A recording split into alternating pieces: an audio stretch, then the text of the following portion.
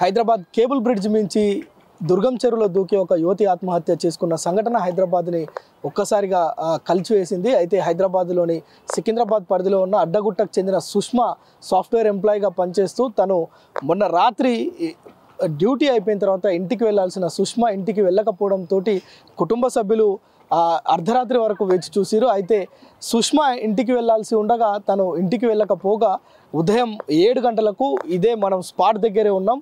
ఆ పైనుంచి సుష్మా ఇంటికి వెళ్ళాల్సిన సుష్మా అక్కడి నుంచి కిందికి దూకి ఈ యొక్క దుర్గం చెరువులో పడి ఆత్మహత్యకు పాల్పడినట్లుగా అయితే మనకు తెలుస్తుంది. అయితే ముఖ్యంగా ఈ ఆత్మహత్యకు కారణాలు ఏంటి అని పోలీసులు కూడా అన్వేషిస్తున్న క్రమంలోనే తన అత్తగారింటి వేధింపులు ఏదైతే వరకట్నం వేధింపులకు సంబంధించే సుష్మా ఆత్మహత్యకు పాల్పడినట్లుగా తెలుస్తుంది. కేవలం అడ్డగుట్టకు సంబంధించిన అంజయ్య, అదేవిధంగా అంజయ్య కూతురుగా మనకైతే ప్రాథమికంగా తెలుస్తుంది. తను 5 నెలల క్రితమే అంటే జనవరి 31న హైదరాబాద్కు చెందిన అమృత్ అనే యువకుడితో అన్ని లాంఛనాలతోటి కట్నం ఇవ్వడమే కాదు, బుల్లెట్ బైక్ పెట్టడమే కాదు, తనకు ఇవ్వాల్సినవన్నీ కూడా అన్ని మర్యాదలు చేసి కూతురు వివాహం చేస్తే 4 నెలలు నిండక ముందే అమ్మాయి ఆత్మహత్యకు పాల్పడడం పట్ల వాళ్ళు మాదాపూర్ పిఎస్లో కంప్లైంట్ చేశారు. అయితే నిన్న రాత్రి ఏదైతే సుష్మా ఉందో హైటెక్ సిటీలో ఉన్న డైబోల్డ్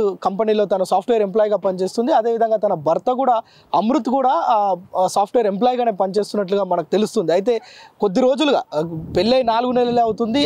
అప్పటికే వరకట్న వేధింపులు ఇటు అత్త, మామ, అమృత్ ముగ్గురు కూడా వేధింపులకు గురి చేయడంతో 3-4 రోజుల క్రితమే సుష్మాకు ఆరోగ్యం బాగలేకపోతే తనను పుట్టింటికి తీసుకురావడమే కాకుండా ఒక స్థానికంగా ఆసుపత్రిలో చికిత్స ఇప్పిస్తున్నారు. అయితే ఈ క్రమంలో తను కొంత కోలుకున్న తర్వాత మళ్ళీ డ్యూటీకి పంపించిన క్రమంలోనే సుష్మా తీవ్ర మనస్తాపానికి గురై ఈ యొక్క దుర్గం చెరువు పైనుంచి కేబుల్ బ్రిడ్జ్ నుంచి దుర్గం చెరువులో దూకి ఆత్మహత్యకు పాల్పడ్డట్టుగా అయితే మనకు తెలుస్తుంది.